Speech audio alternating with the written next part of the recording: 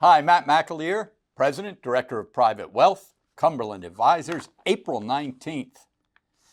Moose with me, of course. We're going to cover fixed income in a moment. Plenty of volatility in fixed income. But equities, a little bit of smoke in the growth tech area. And I say smoke because you know, Moose, when things get really tough, I like to say, how about a little fire, Scarecrow? Absolutely. We're not there. Right now, it's just a little bit of smoke, a little bit of flame, primarily contained to technology and growth. As a matter of fact, I was really surprised at it. It's the XLK, which some people use as a technology position. It's a spider, a State Street spider, basically flat on the year. Yeah. That surprised me a little bit. Diversification, double-edged sword, right? In years when the markets are narrow, when the equity markets are narrow and just one or two or three sectors are working, diversification is a drag on your portfolio. Sure is. This year, diversification has been helpful.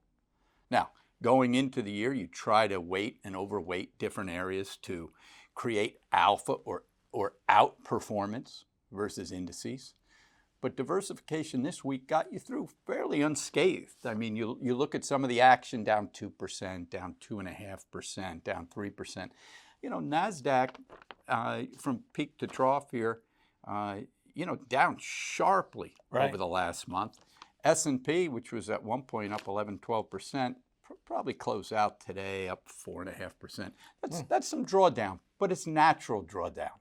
Remember, off of October, we had a move through early April without as much as a 3% pullback.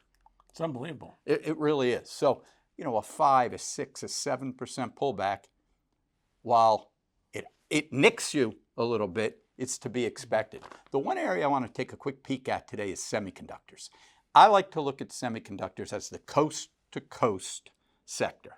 They get extremely overbought. And then they get extremely oversold or unloved.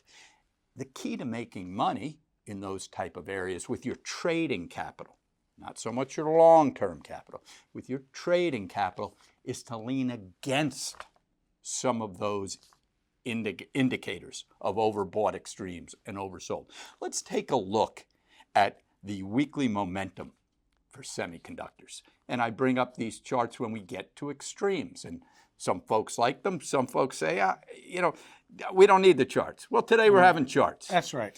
You can see back just a few weeks ago, semiconductors in terms of momentum got up towards that 70 area. Right. That traditionally, and we're only taking a year and a half snapshot here, but that 70, 75% positive momentum tends to be an area where semis have used all the oxygen to get them there. Right. So as it reverses down, and you can see where we are today, all the way over on the right-hand side, after today, we're probably going to be at about 15, 16% of semiconductors are exhibiting positive momentum.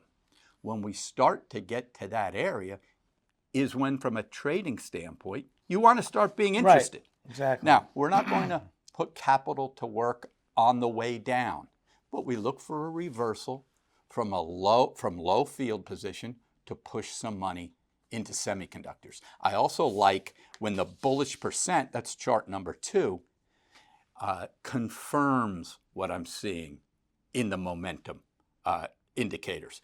The bullish percents are simply buy signals versus sell signals in point and figure charts. Don't want to dive down a deep hole here, but what I want to point out is when you start to get down into 20, 18, 16, 10% of the semiconductor universe on buy signals, in other words, 80 or 90 on sell signals, we want to start to look for opportunity. Enough negativism in the market. We want to lean against emotional extremes.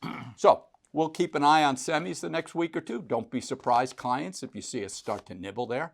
In terms of cash in accounts, we have anywhere from 5% cash in our core equity accounts, which are diversified accounts, up to where our tactical account has a thimbleful of cash, but a nice strong T-bill position of Right. close to 20% that can be And that's converted. Moose, what do you have in the world of bonds? Bond market, for those of you of a certain age and remember this great toy, Rock'em Sock'em Robots. Oh, yeah. That's what it has been like. And on one side of the Rock'em Sock'em Robots, we have the international conflict going on, obviously, between Israel and Hamas, and now throwing Iran into it. Right. So that is what's going on, and that is trying to pull yields down as people run to treasuries for the safety that we always talk about. On the other side, with Rock'em Sock'em Robots, we have the economic stats.